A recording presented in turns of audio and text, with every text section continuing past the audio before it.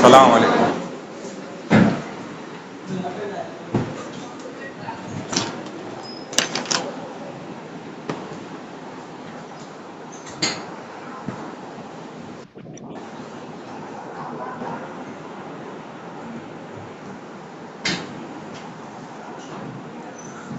अबीरा निसार, अबीहा अदनान, अदीना Khan,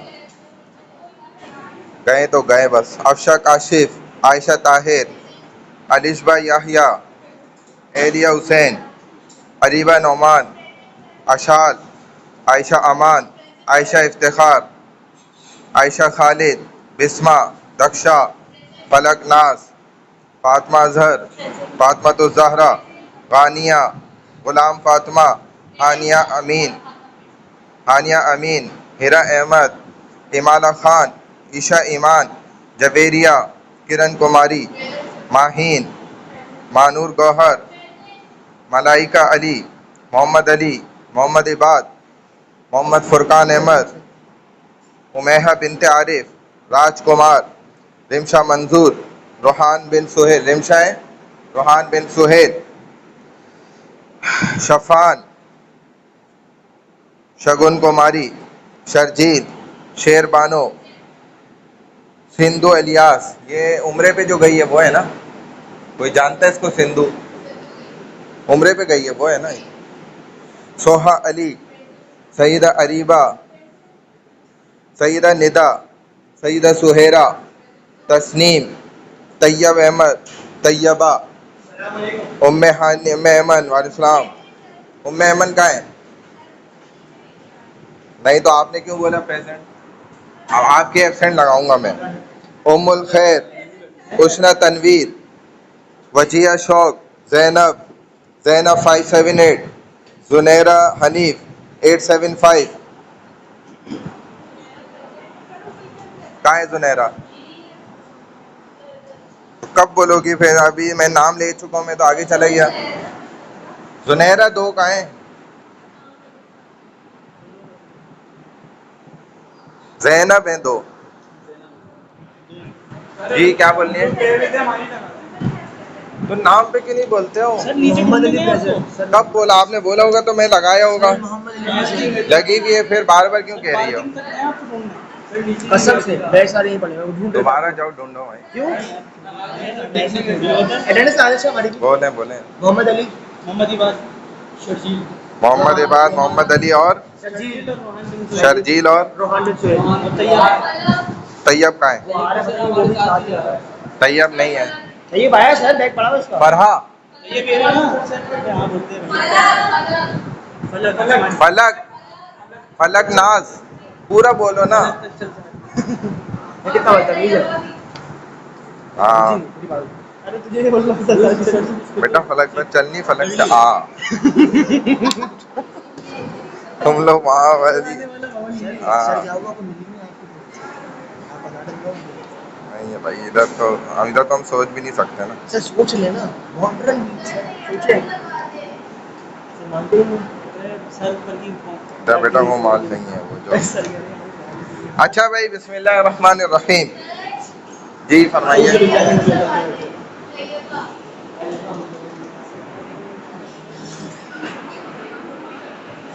lady को ना वो गाड़ी खराब हो गई यार हमारी ना। जी जी, बैठ जाए बैठ जाए। हाँ यही तो बात है। कॉफी हमारे पैसे भी सर, हमारे पैसे वापस लाते हैं। ऐसी क्या हमारे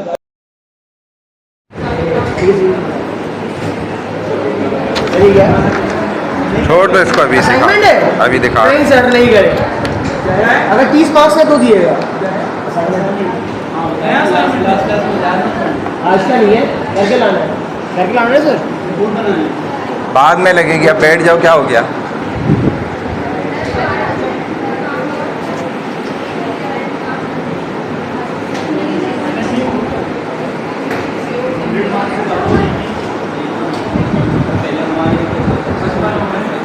अच्छा जी, बिस्मिल्लाहिर्रहमानिर्रहीम, अल्हम्दुलिल्लाहि वहदा वस्सलातु वस्सलामु अला मन ला नबिय्य बअद, अम्मा बाद, फ़अऊज़ु बिल्लाहि मिनश शैतानिर रजीम, बिस्मिल्लाहिर्रहमानिर्रहीम।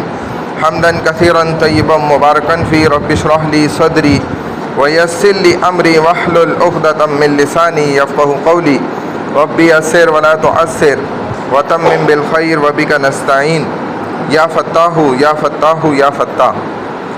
अब बात हो रही है post Pakistan resolution after two nation theory major events for independence, जो मूवमेंट्स हुई, जो भी बड़े बड़े वाक़यात पेश आए।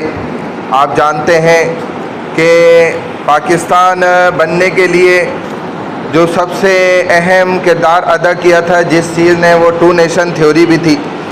इस दो कौमी नज़रिए के बाद जो हालात पेश आए मुसलमानों को, उनका यहाँ पर ज़िक्र किया जा रहा है। और जो मूवमेंट्स चली, जो भी मुसलमानों की तरफ से ज़्यादातर तहरीकें उभरी, उन्हीं का यहाँ पर एक के बाद एक का ज़िक्र हो रहा है। फर्स्ट जो हमारे पास इसकी स्लाइड थी, पिछला प्रीवियस टॉपिक जो था उसके अंदर आपको बताया था डिफरेंट चीज़ें वहाँ पर ज़िक्र हुई। तो हम तकरीबन शिमला कॉन्फ्रेंस जो 1946 थी वो भी हमने ज़िक्र किया था। अब उससे आगे आ जाए तो यहाँ पर उसी का पार्ट 2 जो है ना वो स्टार्ट हो रहा है स्टूडेंट्स, ठीक है।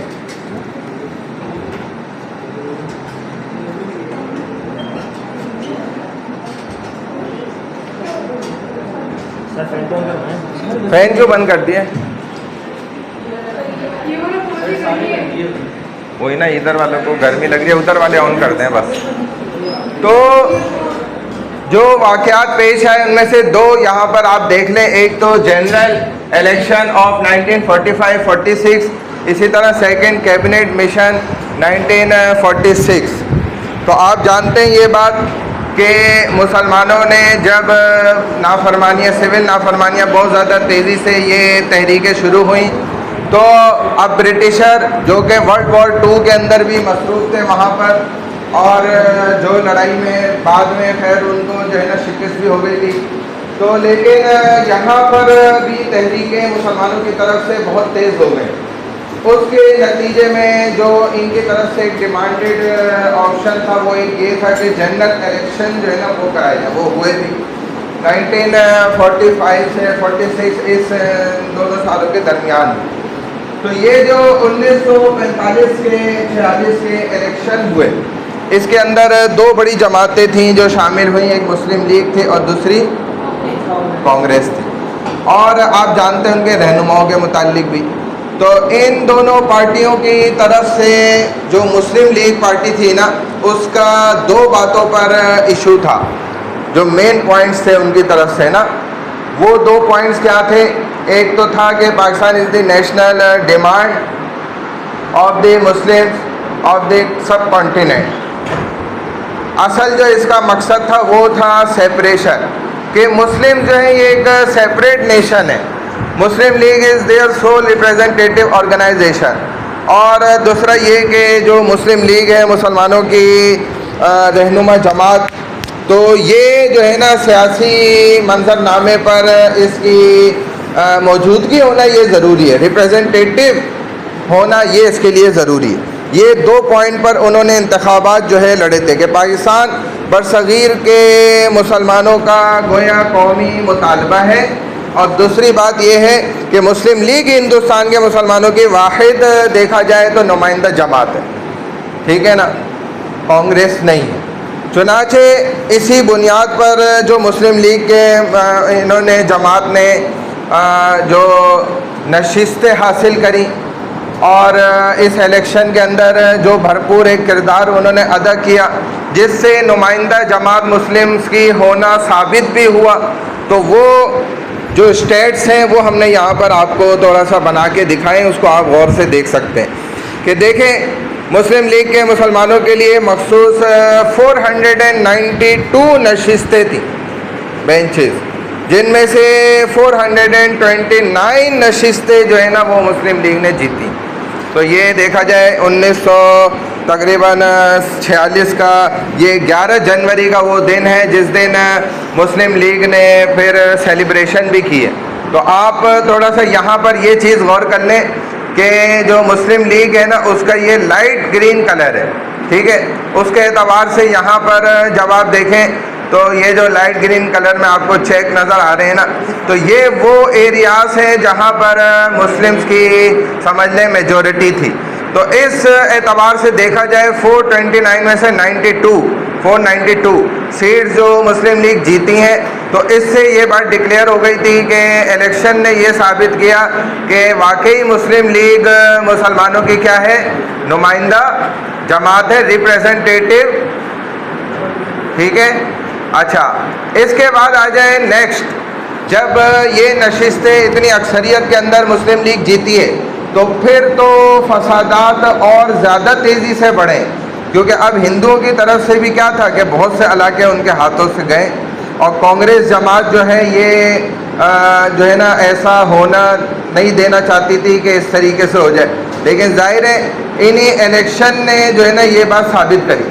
उसके बाद जब ये सिविल नाफरमानियाँ और ज़्यादा बढ़ी हैं तो ब्रिटिशर्स की तरफ से जो है ना उन पर जब दबाव आया तो उन्होंने फिर एक मिशन भेजा, यानी कि एक काबीना भेजी, एक यूँ समझ लें कि उन्होंने अपना जो है ना चंद नुमाइंदों पर मुश्तमिल एक जमात भेजी, जिसका मकसद क्या था कि ऐसे मुआहदात करना जो कि इस बरसगीर इंडिया हिंदुस्तान के लिए फ्यूचर के लिए जो है ना, बल्कि मुस्लिम्स और हिंदू दोनों के लिए फ्यूचर के एतबार से बरसगीर के अंदर एक मुनज़्ज़म मैनेजमेंट स्ट्रक्चर बना दे।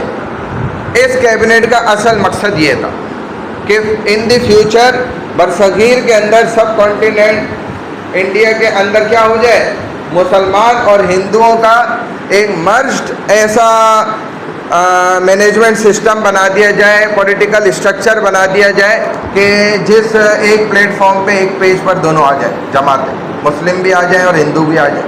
ये इनका मकसद था कि जिस वजह से फसादात ख़त्म हो जाए। अब तो उन्हें नज़र आ गया था ना कि पॉलिटिक्स के एतबार से भी देखा जाए, सियासी मंजरनामे पे भी मुस्लिम लीग को बड़ा जो है ना रिप्रेजेंटेटिव जमात बन के जो है वो सामने उभर के आ गई है, इतनी अच्छी खासी नशिस्तें ले गई।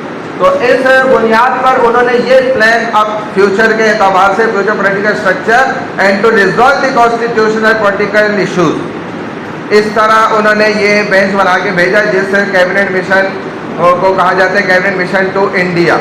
और इसमें जो ब्रिटिश के मेंबर्स थे वो लॉर्ड पैथिक, लॉरेंस और सर स्टैफर्ड क्रेस और A.V. अलेक्जेंडर ये थे, और मुस्लिम लीग की तरफ से कायद आज़म और दीगर चंद और मुमताज़ रहनुमा भी थे।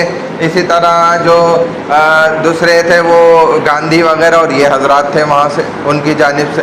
तो ये तीन समझ लें कि मुख्तलिफ लोग थे कि जिन्होंने इसके अंदर शमूलियत इख्तियार की। अब मुस्लिम लीग की डिमांड क्या थी, वो सिर्फ एक थी कि भाई सेपरेट नेशन। अब तो ये साबित हो गई ये बात कि मुसलमान एक अलहदा कौमियत के लोग हैं, अफराद हैं, इनका मज़हब अलहदा, कल्चर अलहदा, हर चीज़ सेपरेट है। चुनांचे आपने देख भी लिया कि सीट वाइज और जो इलेक्शन हो गए तो मुस्लिम्स की कैसी मेजॉरिटी सामने आ गई, कितनी सीटें हासिल हो गई मुस्लिम लीग को। तो अब ये सेपरेशन होनी चाहिए, लेकिन हिंदू किस बात पे डटे हुए थे कि नो सेपरेशन। अब इस पॉइंट ऑफ व्यू पर ब्रिटिशर्स ने जब देख लिया कि भाई ये तो किसी भी हतमी नतीजे पर फैसला कौन ये मामला नहीं जा रहा, तो उन्होंने डिसॉल्व कर दिया इस कैबिनेट मिशन को। बात समझ आ रही है? ये जो कैबिनेट मिशन है 1946, मैंने इन शॉर्ट करके आपको समझा दिया, इसको ख़त्म कर दिया। और हतमी फैसला क्या हुआ 3 रिकमेंडेशंस पर, यानी कि 3 उन्होंने ऑप्शंस दे दिए। आप मोबाइल बंद करें वरना मैं अब कार्ड और मोबाइल लेके आपको भेज दूंगा। समझ आ गई बात? 3 रिकमेंड, क्योंकि अभी मैं आपको खड़ा करूंगा, पूछूंगा, और अगर आपने ये कहानी मुझे नहीं सुनाई ना फिर मैं कार्ड लूँगा, मोबाइल लूँगा आपको, क्योंकि ये कहानी मैंने आपसे अभी सुननी है। अच्छा, 3 रिकमेंडेशंस जो पेश करी, किस नतीजे पे पेश की गई कि जो ये कैबिनेट मिशन फेल्ड हो गया, और किस बुनियाद पे फेल्ड हुआ वो मैंने रीज़न बता दिया। जब 3 रिकमेंडेशन पेश किए तो उनमें सबसे पहला ये था कि एक काम तो ये कर लिया जाए अब कि प्रोविंशनल ग्रुपिंग सिस्टम बना दिया जाए, यानी कि सूबे मुतय्यन कर दिए जाए। भाई ये सूबा है, इधर जो मेजॉरिटी है मुस्लिम्स की है, भाई ये मुसलमानों का सूबा हो गया, फलाना कराची जो है, ये समझाने के लिए कह रहा हूँ। ये जो हैदराबाद सूबा है जी, इधर जो है माशाल्लाह से सिंधी लोग ज़्यादा हैं जी, ये सिंधियों का सूबा हो गया। समझा रहा हूँ समझाने के लिए। जी पंजाब है तो जी पंजाबी ज़्यादा हैं जी, चलो पंजाबियों का हो। भाई इधर हिंदू हैं फलाने ज़ात के, चले जी हिंदुओं का हो गया। तो इस तरह सूबे क्या कर दिए जाए, डिवाइड कर दिए जाए, मुख्तस कर दिए जाए, अलग कर दिए जाए, सेपरेट करते हैं, बना दें। दूसरा ये कर ले, एक दारुल हुकूमत बना ले, प्रिंसली स्टेट। ये ना समझे कोई मतलब अंग्रेज़ की कोई महान किस्म का जो है ना निज़ाम होगा और उसी पर ही मुसलमान चलेगा तो जन्नत में पहुंचेगा, ये आपकी भूल है। कि अंग्रेज़ का कोई महान किस्म का निज़ाम होगा, आप उस पर चलेंगे तो आप कहाँ पहुँचेंगे, जन्नत पहुँच जाएंगे।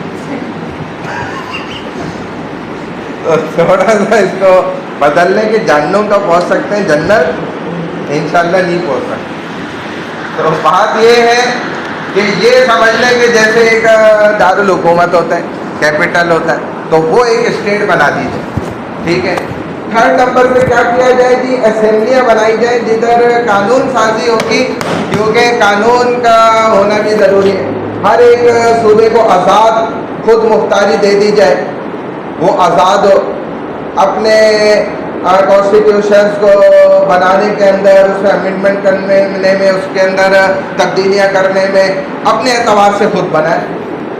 और ये असेंबली से यानी कि वो कानून जो है ना पास होगा, फाइनलाइज होगा। इसके बाद आगे आ जाए, बहुत आसान अल्फाजों में कोशिश करके आपको समझा रहा हूँ। B and C were Muslim majority provinces. B क्या है, आप देख लें ग्रीन डार्क कलर, और सी क्या है, लाइट ग्रीन कलर। तो ये जितने इलाके आपको दिख रहे हैं, ये ज़्यादातर मेजॉरिटी ऑफ मुस्लिम्स, फिर पॉपुलेशन जो है ना इस एक जानिब चली गई, 2-3 तरफ, ठीक है।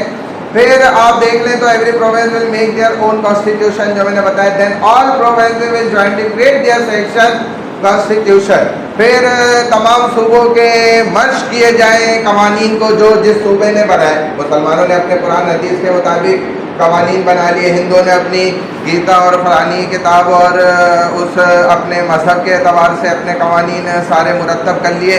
अब इनको ऐसा किया जाए कि भाई कोई ऐसी सूरत बन जाए कि गाय ज़िबा भी हो जाए और ज़िबा भी ना हो, खा भी लें और ना भी खाएं, उसका एहतराम भी कर लें और उसको बेहतरामी भी हो जाए। बात समझ रहे? तो ये सारे काम हो जाए, यानी कि दोनों मज़हब मिल जाए और दोनों मुसलमान हिंदू गठजोड़ करके, जैसे हमारे माशाल्लाह आप सियासतदानों से सीखे, अगर आपने सीखा नहीं है तो मंदिर भी चले जाओ और राम राम भी कर लो और हाथ भी जोड़ लो और बुद्ध के सामने सजदा भी कर लो। और क्रिश्चियन के वहाँ चले जाओ तो ऐसे लटक, मतलब जो भी उनका हिसाब जिस तरह का भी होता है। ऐसे ही मस्जिद चले जाओ तो जी चलो नमाज भी पढ़ लो कभी कभी ईद पर, क्योंकि रोटी तो जुम्मे को ही मिलती है ना, जुम्मा भी पढ़ लो कभी कभी दिल चाहे तो। रोटी तो 8वें दिन मिलती है ना, 7 दिन तो भूखा फाका है। हाँ, इसी तरह कहीं किसी के होली में चले गए, चलो उधर रंग शंग भी उड़ा लिए, बसंत में चले गए तो उधर पतंगे भी उड़ा ली, मतलब सारा कुछ ओवरऑल कर लो, सारे रंग रंग लो।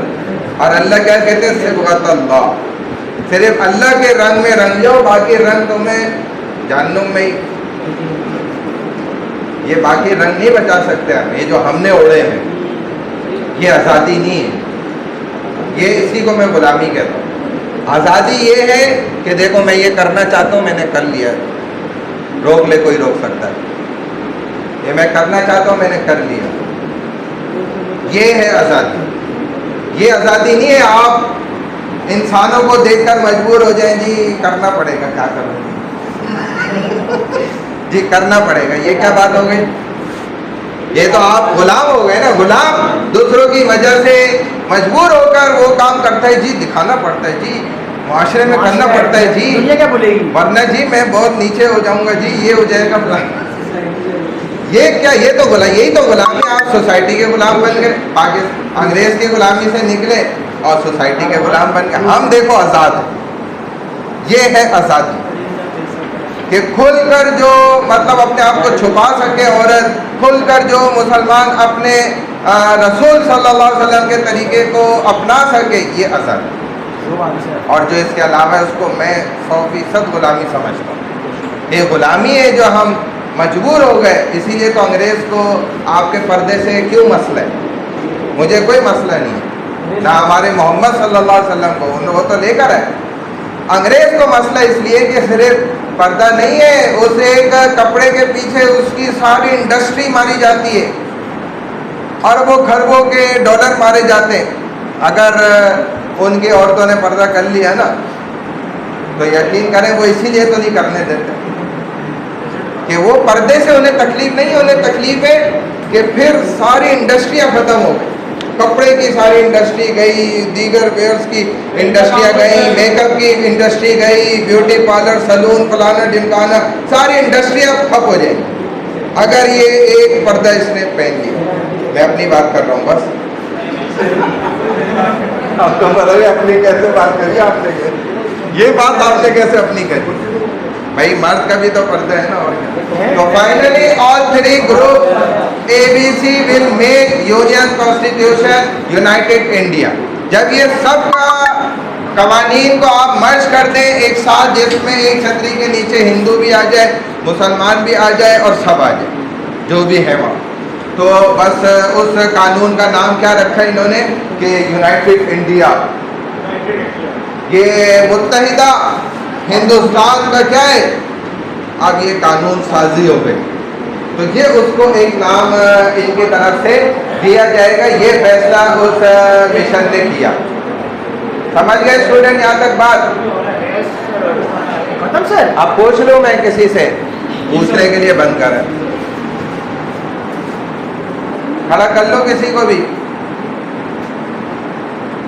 तुम जो बातें कर रही थी खड़ी हो जाता, ये तुम्हारे साथ में मोबाइल में भी लगी हुई थी। ये भी हटाओ, बैग आगे से हटाओ, खड़ी हो जाओ, समझाओ सारा। वो तो बहुत से ऊपर है, 50 से ऊपर। बस ये तो असल में हल्के कपड़े ज़्यादा है।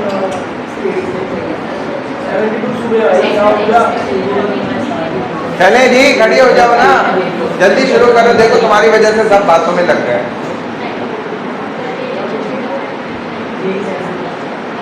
चलो मैंने खोल दिया, आसानी हो जाए आपको। चलो भाई ये स्टार्ट वाले दो बताओ क्या है ये कहानी, कहाँ से शुरू हुई? हजारों साल पुरानी बात है। पहले बातें हजारों साल पहले। हाँ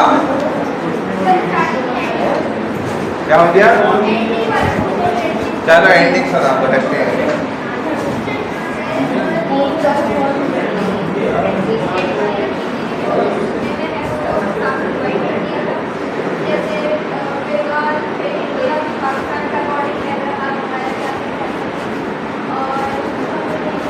एग्जाम्पल ही नहीं चाहिए।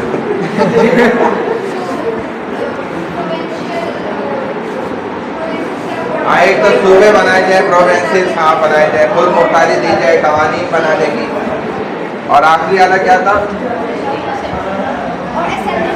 हाँ, असेंबली क्यों बनाने को कहा था? क्योंकि वहीं से तो कॉन्स्टिट्यूशन फाइनलाइज होंगे ना, वहीं पे तो कानून साजी होगी, इसलिए असेंबलियाँ बनाई गई।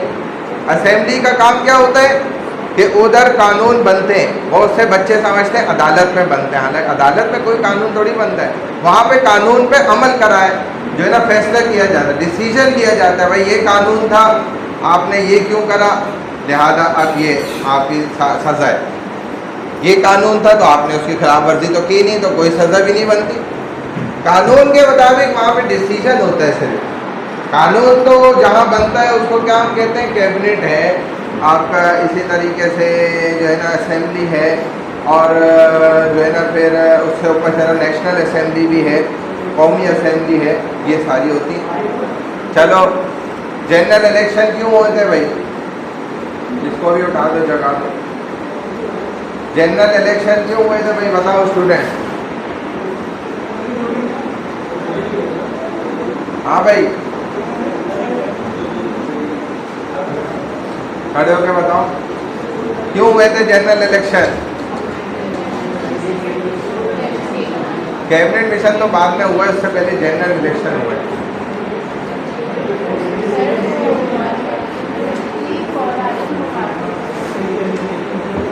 चलो फिर भी बता तो सकती हो थोड़ा सा, तो तुमने देखा होगा। और कोई बताए भाई क्यों हुए थे जनरल इलेक्शन? किसके कहने पे हुए थे? हाँ जी, कौन बता सकता है?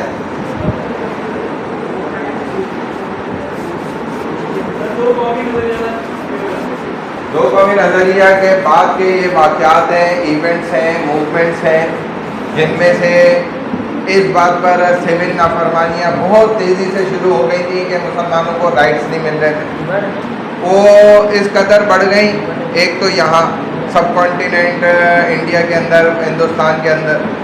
दूसरा, ब्रिटिशर जो है वर्ल्ड वॉर 2 में भी लगे हुए थे, मसरूफ़ थे। क्या कर रही हैं आप?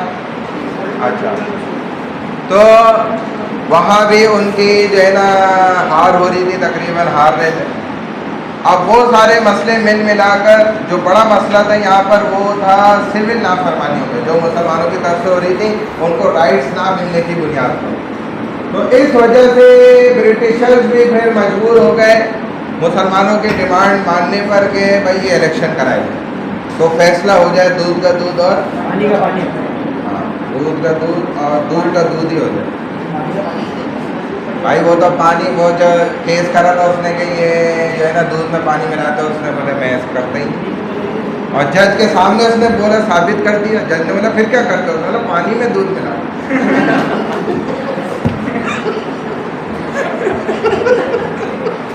जज ने बोला ये तो आपने कोई जुर्म ही नहीं करा, इनको तो इज्जत के साथ छोड़ा पड़ेगा। जनरल इलेक्शन क्या है? तो मुसलमानों ने ये किया, क्या नहीं करा मुसलमान तो, क्या क्या नहीं करके आए? सारा जुल्म तो मुसलमानों ने किया। दहशतगर्द तो कौन है? मुसलमान है। 4 शादियां कर लेता है, ऊपर से कितनी 100 लौंडियां रख लेता है, फिर गोश्त खाते हैं, फिर दाढ़ी रख ले तो और बड़ा खतरनाक दहशतगर्द। हालांकि सारे काम कोई गुनाह के थोड़ी है। और लुटेरे मुसलमान ये क्या करते हैं? ये तो आजकल बेटा तुम लोग करते हैं। ये मुसलमान को तो सेवा भी नहीं दे, मुसलमान तो तलवार से जिहाद करते हैं।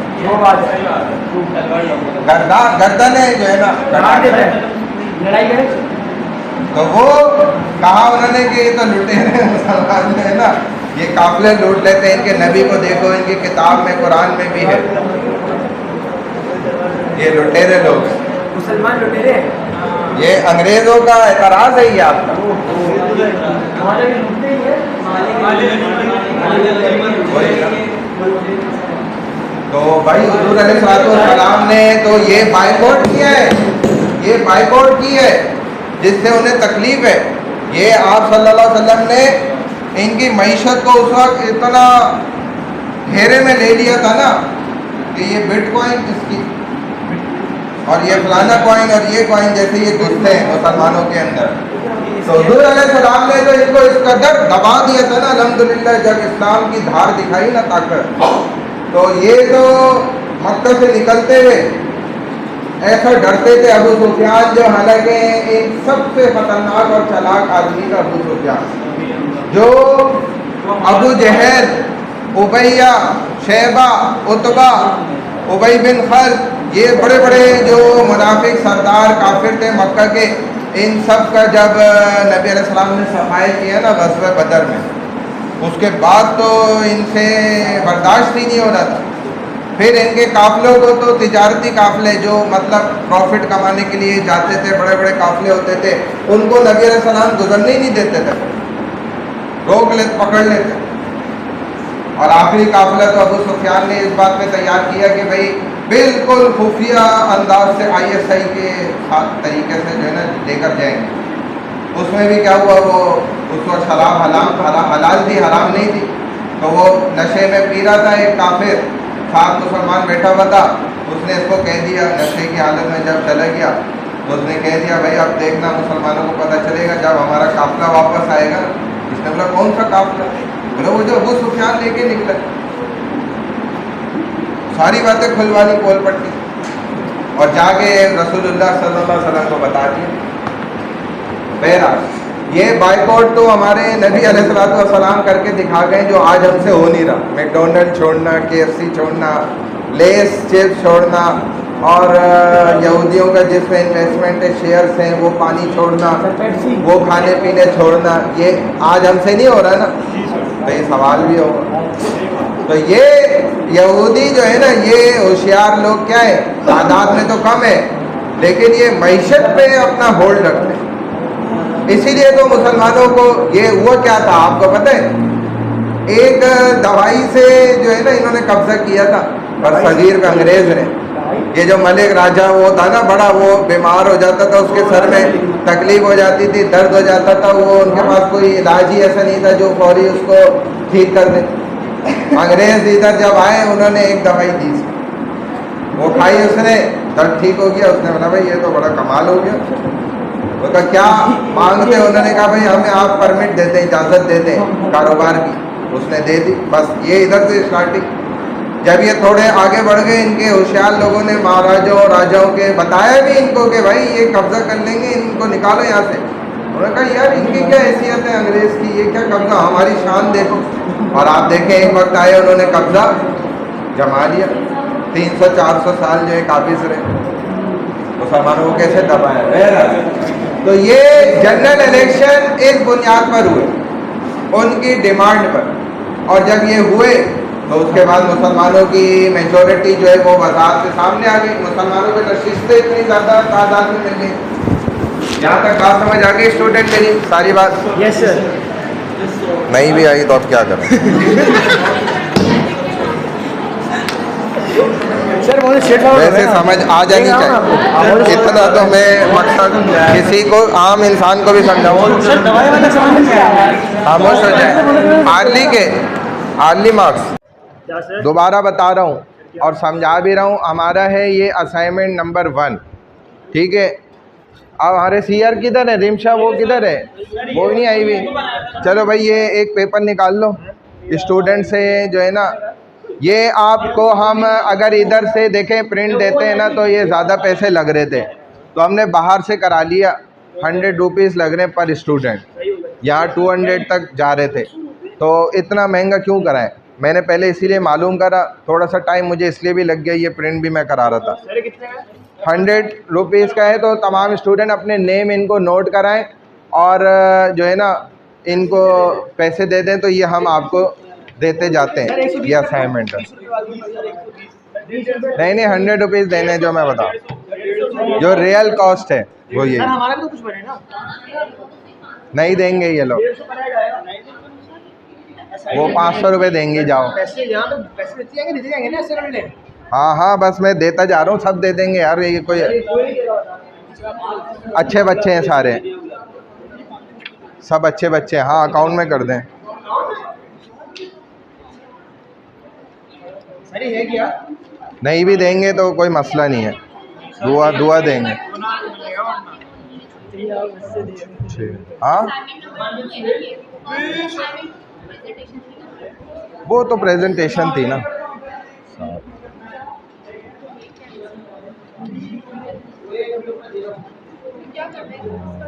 मैं अभी समझा रहा हूँ।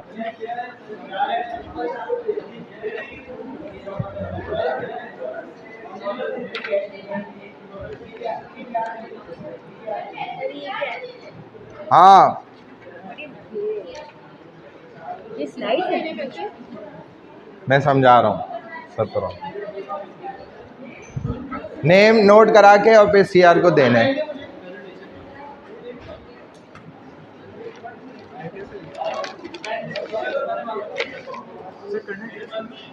बताता हूँ मैं। पेन नहीं है मेरे पास, वो पीछे से ले लो।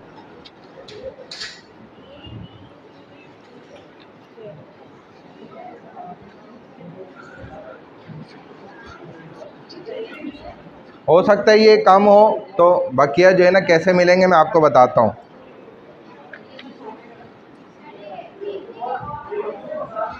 अभी आप लोग उसी में देखें ज़रा,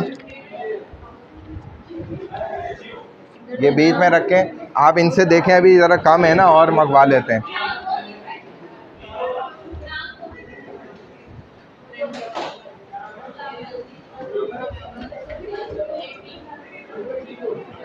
भाई खड़े होके ले लो ना सबसे जाके।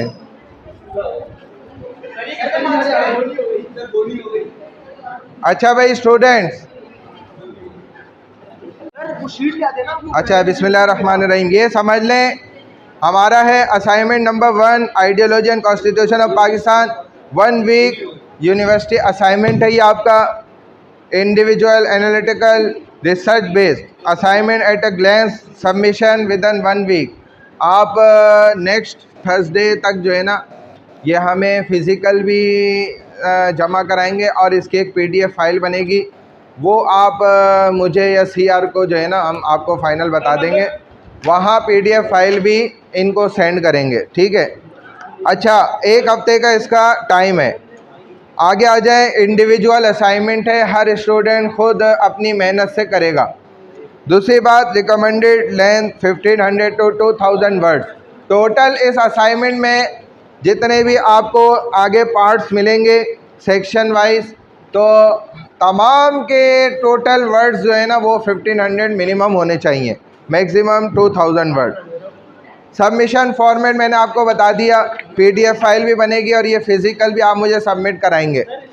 इसको आपने हल जो करना है, हैंड रिटन है, हाथ से इसको आपने हल करना है। कोशिश करें इस पर जितना आ जाए, अगर एक्स्ट्रा आपको पेज भी इसके साथ अटैच करना हो तो आप कर लें, इसी पे करना है। कोई मसला नहीं, अटैच भी कर सकते हैं पेपर, ठीक है।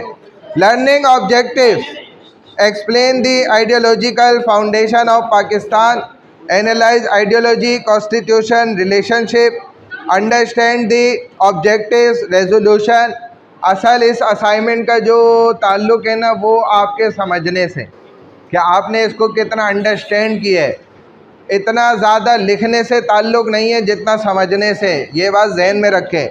इसीलिए आप शायद हो सकता है जगह देख रहे होंगे, जगह तो इसमें कोई है नहीं, हम कहाँ लिखेंगे, ये आपका सवाल गलत होगा। इसीलिए मैं आपको समझा रहा हूँ, ये समझने से ताल्लुक़ रखता है, 2-3 लफ्ज़ों में भी इसके जवाब आ सकते हैं। कंपेयर द 1956, 62, 73, इन तीनों कवानीन को अपने सामने रखें, समझें, कंपेयर करें, समझने से पता चलेगा वाकई आपने कौन से उसमें कॉमन जो पॉइंट्स हैं वो निकाल लिए, जो डिफरेंट पॉइंट्स हैं वो आपने बता दिए। 3 पॉइंट्स में सिर्फ ये 2-3 चीज़ें बता दें, बस ये आंसर हो गया। Develop critical thinking and research skill, connect constitutional principle with temporary Pakistan. Main assignment question क्या है वो सुन लें। Was Pakistan constitutional development a successful reflection of its ideological foundations? Go beyond description, bold and argument. आप तो अपना काम करो ना, जाओ ना, फिर ये रुकेंगे नहीं। Bold and argument using historical evidence, constitutional principles and your own analysis. अच्छा, ये जो आपने सारा कुछ मटेरियल निकालना है, देखना है, जो तैयारी करनी है स्टूडेंट, वो आपने सिर्फ 2 जगह से करनी है। एक जो आपके पास स्लाइड्स मौजूद है और दूसरा आपके पास रिकमेंडेड बुक्स हैं, ठीक है, बता देंगे इसमें, वो आपको लाइब्रेरी में ऊपर मिल जाएंगी। उसके अलावा जो स्टूडेंट, इसीलिए मैं आपसे PDF लूँगा कि ये एप्लीकेशन पे हम उसको अपलोड करेंगे, वो बता देगी।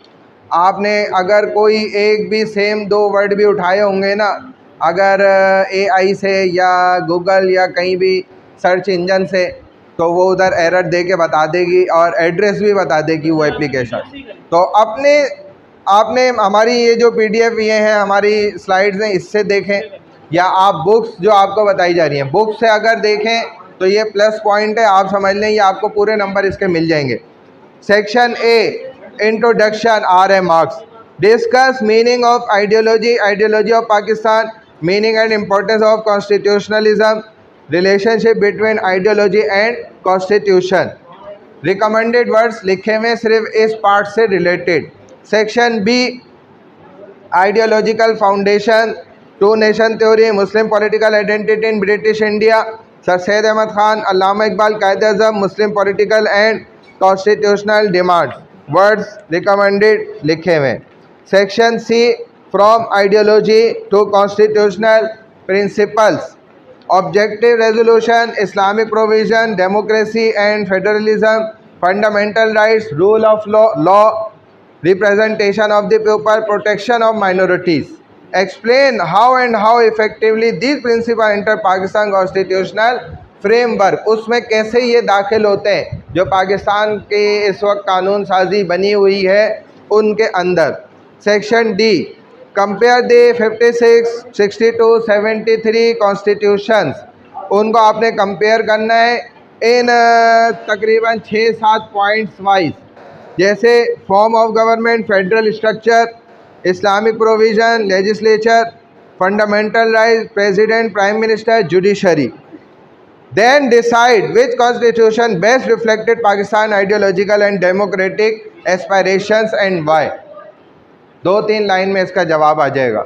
Section E, question, if Pakistan ideology provides its foundational principle, why has Pakistan experienced repeated constitutional and political challenges? Consider political instability, constitutional interruptions, civil military relation, democratic development, constitutional amendments, institutional balance, rule of law, political participation। Section F, case study से related है। Choose one, आप कोई एक भी इख्तियार करके उसको उस पर लिख सकते हैं, लिख सकते हैं, आ जाएगा। Abrogation of the 1956 constitution, 62, 73, martial law and constitutional development, 8 and 18 amendment, restoration of parliamentary democracy. Section E में जो है, एफ में हाँ एक कोई भी चूज करें, ठीक है। अनदर इम्पोर्टेंट कॉन्स्टिट्यूशनल क्राइसिस, बाकी में सब है। सेक्शन इसके अंदर एक और सेक्शन में भी कहा था एक ही चूज कर लें, वो देख लिएगा, लिखा हुआ है वहाँ, लिख सकते हैं, अलग से भी जोड़ सकते हैं। Section G, your academic conclusion answer, what should Pakistan do to strengthen the relationship between its ideology, constitution, democracy and rule of law. ठीक है, अपना कंक्लूजन जो भी आप बनाएं वो यहाँ लिखें।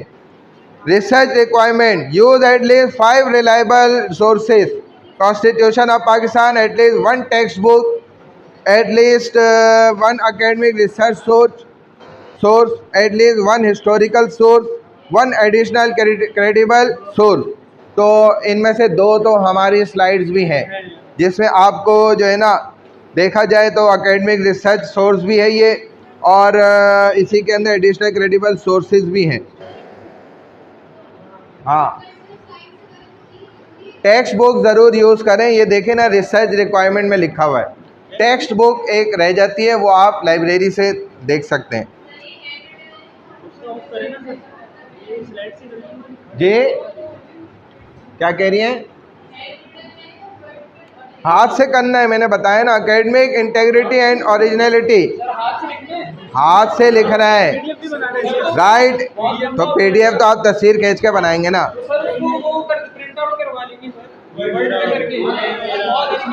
हैंड रिटन होना चाहिए। Write in your own words, use evidence and references, present independent analysis, avoid copying classmates और websites, be prepared to explain your work orally.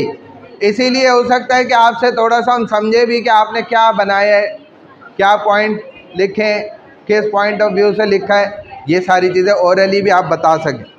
7 day work plan इसमें लिखा हुआ है, 7 दिनों का, इसीलिए आपको आज से 10 से 15 मिनट इसको रोज़ देने चाहिए। फॉर्मेटिंग इंस्ट्रक्शंस, फॉन्ट कोई भी हो आप हाथ से ही लिखेंगे, A4 साइज़ पे कोशिश करें, ये भी A4 साइज़, और एक्स्ट्रा आप कोई पेपर इसके साथ ज्वाइन करते हैं वो भी ठीक है। आपने ये हैंड रिटन भी हमें सबमिट करना है, PDF भी इसकी बना के सबमिट करनी है। PDF तो तस्वीरें खींच के 2 मिनट में बन जाएगी। आपने फिर कवर पेज मस्ट इंक्लूड, अगर अलग से नहीं भी बना रहे तो इसी को फिल कर लिएगा।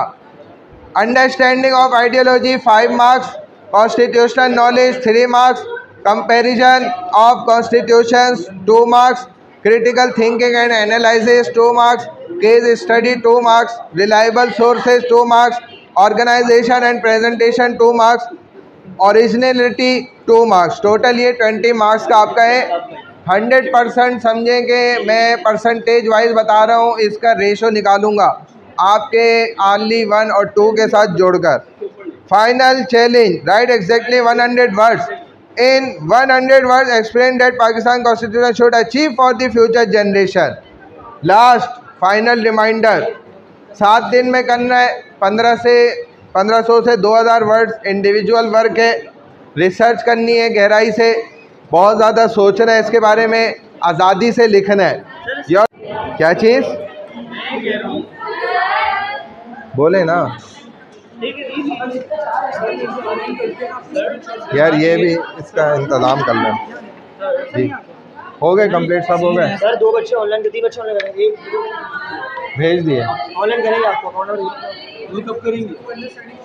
कोड पे लिख दे सर अकाउंट नंबर लिख दे, लिखिए 9945.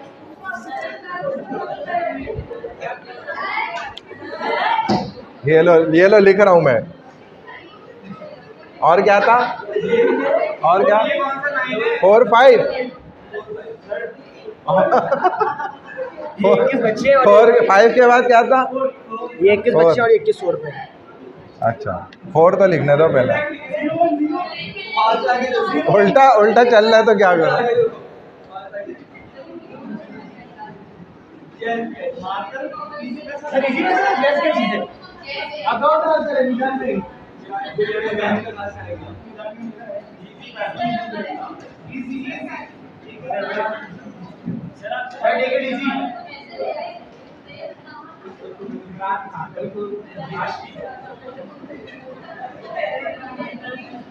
ठीक है भाई, ये तो ग्रुप पे भी है मेरा नंबर. सर 2100 रुपए.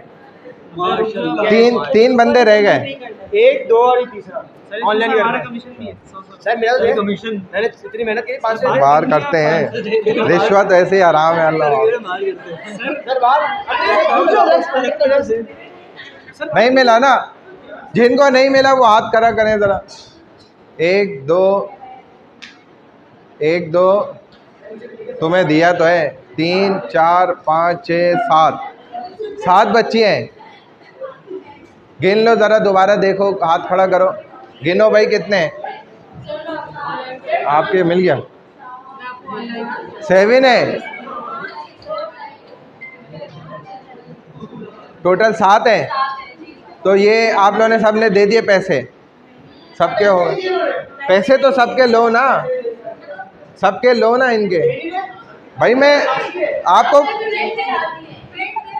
तो प्रिंट तो नीचे भेजूंगा, वहाँ से आपको मिल जाएगा ना. लो जल्दी से लो.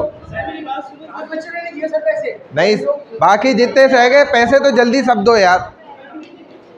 पैसों में नो कॉम्प्रोमाइज़ है भाई, कोई कॉम्प्रोमाइज़ नहीं कर.